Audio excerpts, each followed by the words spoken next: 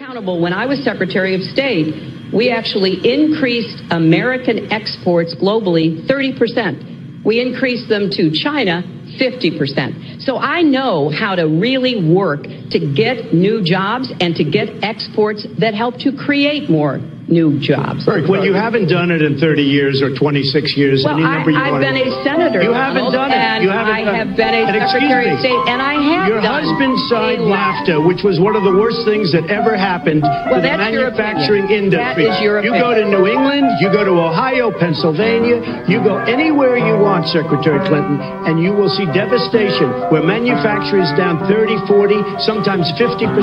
NAFTA is the worst trade deal maybe ever signed anywhere, but certainly ever signed in this country. And now you want to approve Trans-Pacific Partnership. You were totally in favor of it. Then you heard what I was saying, how bad it is, and you said, I can't win that debate. But you know that if you did win, you would approve that, and that will be almost as bad as NAFTA. Nothing will ever top NAFTA. That is just not accurate. I was against it once it was finally negotiated and the terms were laid out. I wrote about that in... You called it the gold standard. You called it the gold standard of trade deals. You said it's the finest deal you've ever seen. No. And then you heard what I said about it, and all of a sudden you were against it. Well, Donald, I know you live in your own reality, but that is not the facts. The facts are, I did say I hoped it would be a good deal, but when it was negotiated, which I was not responsible for, I concluded it wasn't. I wrote about that. So is it President Obama's fault? Is it President Obama's fault? Even announced.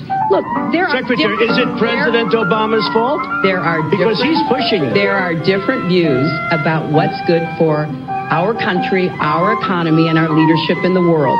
And I think it's important to look at what we need to do to get the economy going again. That's why I said new jobs with rising incomes, investments, not in more tax cuts that would add $5 trillion to the debt. But you have no plan.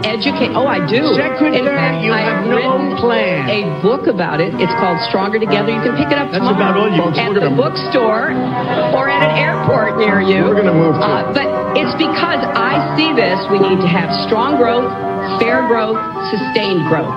We also have to look at how we help families balance the responsibilities at home and the responsibilities at business.